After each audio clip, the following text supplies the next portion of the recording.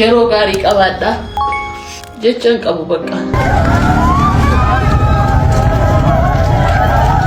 እንግዲህ ራሷ እንዳጠፋች ተነግሯል። ይሄንም ያደረገችበት ምክንያት እዚህ ሶሻል ሚዲያ ላይ እየደረሳት ባለው መጥፎ ኮሜንት ኔጌቲቭ በሆኑ ነገሮች እንደሆነ ተናግራለች። ከዚህ በኋላ ህይወት በቅቶኛል እንደዚህ አይነት ነገር ስራዬ ብሎ ለስድብ የሚገቡ ሰዎች አሉና የጊዜ ጉዳይ ነው እንጂ ከባሏ ጋር ችግር ነበር።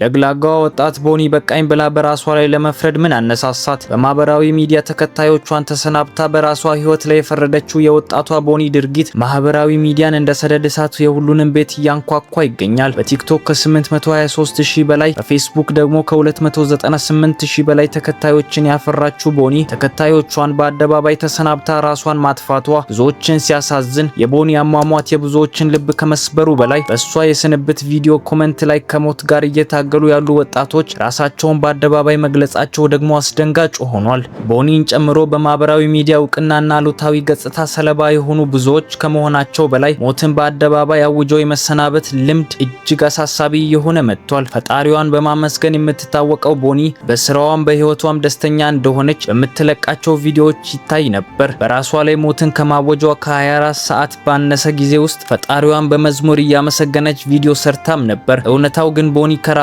ጋር ትግል ውስጥ እንደነበረችና በአደባባይ ፈገግታ በጓዳዋ ግን የተደበቀ ጭንቀት ውስጥ ነበረች። የታፈነ ጩኸቷም ለሞት እንዳበቃት በመሰናበቻ መልእክቷ ላይ በመግለጽ ተሰናብታለች። ቦኒ ራሷን ከማጥፋቷ በፊት በተከታታይ 2 ቪዲዮ ለቃለች። በመጨረሻው ቪዲዮ ላይ እንዲህ በማለት ተሰናብታለች። ይቺ ቀን እንደምትመጣ እርግጠኛ ነበርኩ፣ ለእኔ እረፍት የሚሰጠኝ ሞት ብቻ ነው በማለት የውስጧን የታፈነ ጭንቀት ተናግራለች። ግን ምን ያደርጋል፣ ቦኒ የውስጧን ጭንቀትና ፈተና ለማሸነፍ ማንም ከጎኗ አልነበረም። ህይወቷንም መታደግ አልተቻለም። ወጣቷ ከዚህ ስብራት ለመሸሸግ የመረጠችው መንገድ ብዙዎችን አሳዝኗል። የቦኒ ራሷን የማጥፋት እርምጃ በእጅጉ የፈተናት የአእምሮ እረፍት የሚነሳ ጭንቀት ውስጥ እንደነበረች አመላካች ሲሆን ቦኒ በስንብት ቪዲዮዋ ላይ ያስቀየምኳችሁ ሁሉ ይቅርታ፣ አንዳንድ ጊዜ የዚህ ዓለም ህይወት እንደፈለጋችሁ ብትሰሩ አያልፍላችሁም። በዚህ ምድር ላይ እረፍት የሚሰጣችሁ ሞት ነው። ዛሬ ለእኔ የማረፊያ ቀኔ ነው። መልካም ጊዜ ይሁንላችሁ። ቃላት የለኝም። ለእኔ ይህ የመጨረሻ ቀኔ ነው። እወዳችኋለሁ የሚል ነበር።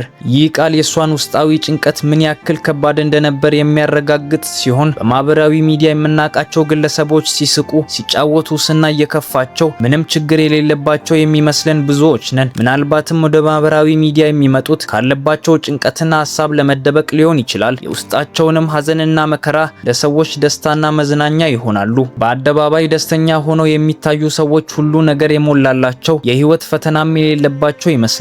የውስጥ ጭንቀትና ፈተናቸውን ለማቅለል የመረጡት ማህበራዊ ሚዲያ ከጠበቁት በተቃራኒ የማረፊያ መሆኑ ቀርቶ ለባሰ ፈተና ሊዳርጋቸው ይችላል። እንዲህ አይነቱ ተደራራቢ ፈተና ደግሞ ከጊዜ ወደ ጊዜ ቅጥ እያጣ በመጣው የኢትዮጵያ ማህበራዊ ሚዲያ አሉታዊ ተጽዕኖ ጋር ተዳምሮ ሞትን በአደባባይ እያለማመደ ይገኛል። በማህበራዊ ሚዲያ ራሳቸውን ስለማጥፋት የመሰናበቻ መልእክት የሚያስተላልፉ ወጣቶች ቁጥር ከጊዜ ወደ ጊዜ እየጨመረ መጥቷል።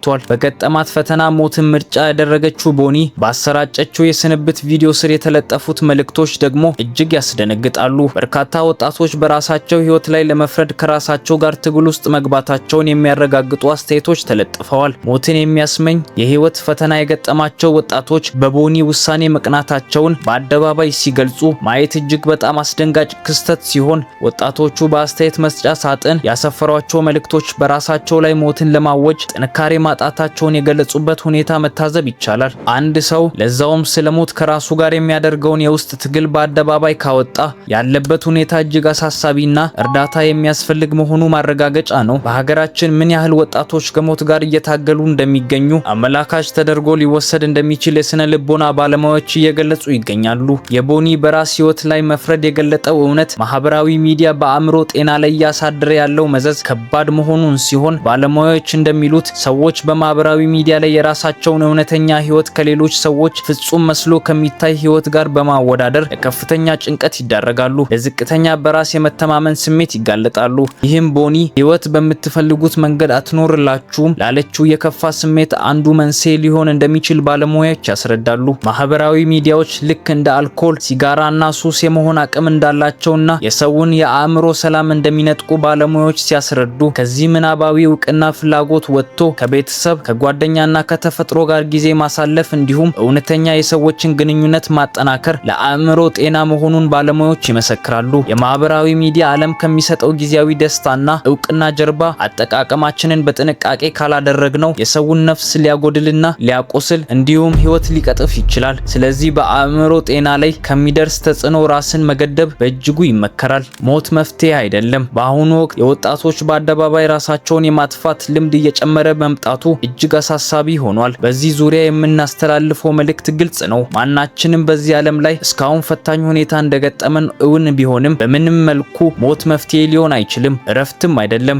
ምንም ያህል ፈታኝ የህይወት መሰናክል ቢገጥመንም ከሞት በመለስ አማራጭ መንገዶች አሉ። እንዲህ አይነት መጥፎ ሐሳቦችን ከአእምሮ ለማራቅ የመጀመሪያው መፍትሄ አንዳችን የሌላችን አለኝታ መሆን ነው። አለኝታ መሆን ሲባል በፈተናዎች ወቅት ሁሉም ነገር ከራስ ጋር ብቻ ከመታገል ይልቅ ችግሩን ከሌሎች ወገኖች ጋር ተጋርቶ መፍትሄ መፈለግ ማለት ነው። ለሁሉም ችግሮች እንደየሁኔታቸው መውጫ መንገድ ቢኖራቸውም ከራስ ጋር ታግሎ በራስ ላይ ከመፍረድ መታቀብ እጅግ በጣም አስፈላጊ ነው። ክቡራን አድማጭ ተመልካቾቻችን ለዛሬ ያዘጋጀንላችሁ ፕሮግራም ይህን ይመስል ነበር። በሌላ ዝግጅት በሌላ ቀን እስክንገናኝ ቸር ያቆየን።